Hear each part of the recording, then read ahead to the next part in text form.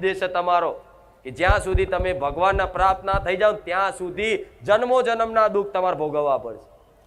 મનુષ્ય તો અત્યારે છો ને, પણ જીવ જંતુ બનીને ભોગવવા પડશે. કૂતરાય બનવું પડશે, બલાડાય બનવું પડશે, ગાય બનવું પડશે. શું ભગવાન કોઈ અન્યાય રાખે કે કૂતરાને બસ કૂતરાની યોનીમાં રાખે? બધાના ચક્ર વારા ફરતી વારા 84 લાખ યોની છે ને, એ બધાના વારા ફરતી વારા નંબર આવે જ. તમે કૂતરાને બલાડાને બધું બનીને આયા છો. કેમ? ઉદ્ધાર માટે આ કેવા જીવ બેઠા છે જોઈ લો, બહાર જોઈ લો.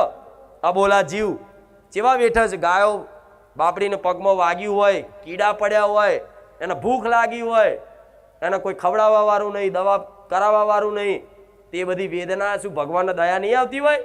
પણ ના, એમણે જ્યારે મનુષ્ય અવતાર મળ્યો હોય ને ત્યારે આ તમારે જેમ છે ને આ બધી ખોટી વસ્તુની માગણી કરીને, મોત શોખ કરીને જીવન કાઢ્યું, અધર્મ કરીને પાપ કરી, કશું ભગવાન ભગવાન નડતો નહીં, એમણે એવી રીત કર્યું હોય ને તારે આ મનુષ્ય ભગવાનને આ નિયમ પ્રમાણે એમના 84 લાખ યોનીમાં એવી યોનીમાં કદાચ જન્મ થયો અને એ વેઠવું પડ્યું. જો એ કૂતરાઓ જોઈ લેજો, પગ ભાગલો હોય, ચો પાટો બંધાવા જાય, જઈએ કહીએ એને ખાવું હોય તો ખાઈએ, કહીએ કશે તમે રોટલો આલશો ને હુંકો તોય તે બાપડું ખાઈ લે છે. એ એમ કહે છે કે ના ના મારે તો દાબેલી ખાવી છે.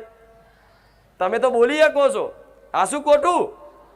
એટલે જો ભગવાન માતાજી પર શ્રદ્ધા રાખી અને ભજન નહીં કર્યું, સત નહીં કમાયું, પુણ્યદાન નહીં કર્યું, સેવા નહીં કરી, તો સમજી લો કે મર્યા પછી તે બીજા જન્મમાં તે કૂતરા બલાડો બની નહીં તે તમારે વેઠવું.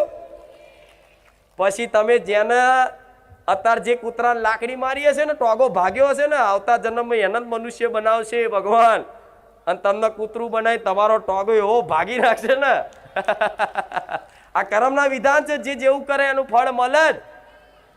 પણ આ રચનાને કોઈ સમજી શકે કેમ કે એટલું જ્ઞાન નહીં, જોવાની એવી દ્રષ્ટિ નહીં કે ભગવાનની આ લીલાને સમજી શકે કોઈ. હા શું ખોટું?